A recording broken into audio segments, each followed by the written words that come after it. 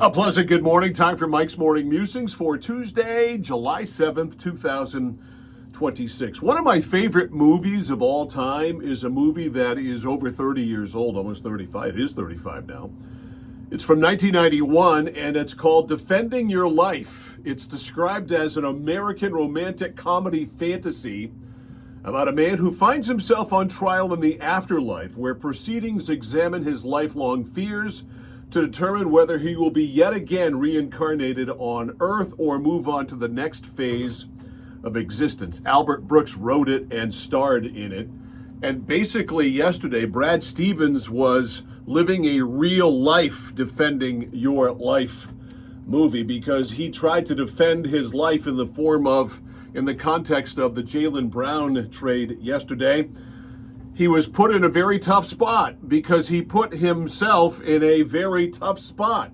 And I have to say, I've never heard of the word optionality before. And we must have heard it at least 25 times in the 40 minutes plus presser. The definition of optionality is the quality or state of having choices available. And that was the gist of his press conference yesterday, having options available. He was asked directly by Dan Shaughnessy of the Boston Globe, are the Boston Celtics better today than they were before you made the trade? His response, we'll see. We'll see? You don't make a trade when you're the Boston Celtics on the premise of we'll see if we're going to be better. I thought it was a ridiculous performance by Brad Stevens, and equally ridiculous performance by Bill Chisholm yesterday, the owner of the Boston Celtics. Was this about money?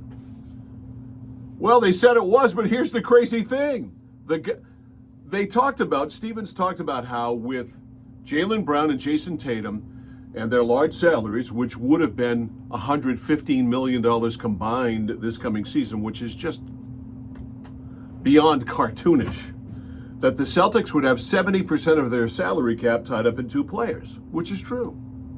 But they're still going to have that next year. Now, George is done. His contract expires as a player option for the following year. Maybe he picks it up. I don't know. But to come out and say that this wasn't about money, but it was really about money, they really played us yesterday, Brad Stevens and Bill Chisholm, because if you're going to bring George in, the salaries pretty much match with Jaylen Brown. And nobody asked about Giannis. Nobody. How do you attend that press conference as a member of the media and not ask Brad Stevens and Bill Chisholm about Giannis? And the thing is, if they were going to take on Giannis, the contract also would have added up to 70% of their salary cap for next year, and their apparent refusal to guarantee Giannis a third year. The whole thing was absurd. Stevens and Chisholm would have been better off to not have their press conference yesterday. I thought Stevens, who normally is very poised and cool and calm, hemmed and hawed. He sounded like Ted Kennedy, umming his way all the way through this thing. Optionality.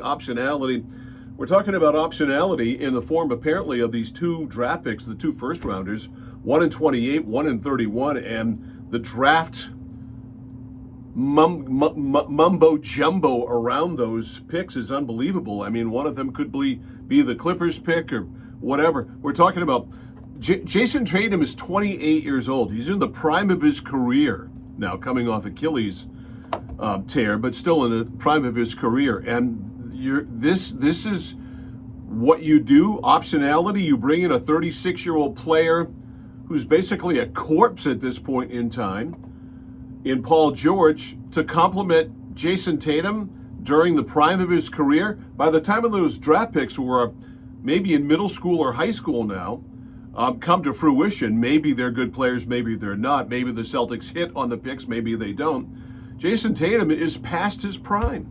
I don't get what's going on, but clearly what I do get is the Boston Celtics are not a franchise that is serious about winning. They joined the Boston Red Sox in Boston, and maybe the Boston Bruins. The only team I think that's committed to win in the Boston sports market is the New England Patriots. I thought it was a very disappointing Defending Your Life episode for Brad Stevens and Bill Chisholm yesterday. And so, there you go. All right, we're done in the World Cup. Belgium beat us last night 4-1 in what was, I guess, according to soccer people, a blowout. 4-1, that's a lot of goals. The Belgians, is that what you call them? The Waffle Kings had 15 shots on goal. We had just 6. I'm not going to get too deep in the weeds here. The men's soccer in the United States has been to the World Cup quarterfinals once since this all began in 1930. Meanwhile, the women have won 4 World Cup championships. So I don't, other than the fact that says the men's soccer program for the United States is not yet ready, I don't know, but you know what to say. I'm not a soccer guy. I did not watch a minute of this and care very little about it. Don't get all excited about it, but it is very relevant. But one thing that is also very relevant and present is we are not a soccer country. You can have your World Cups here all you want to. You can try to push this on us all you want to. We don't like soccer. We like football. And that's the name of that tune. Red Sox back to work tonight in Chicago. This should be an interesting series. The White Sox are way better, basically because of the trade they made for Garrett Crochet, or with Garrett Crochet with the Red Sox. So the Red Sox and the White Sox tonight in Chicago. Have a great sports day. See you tomorrow.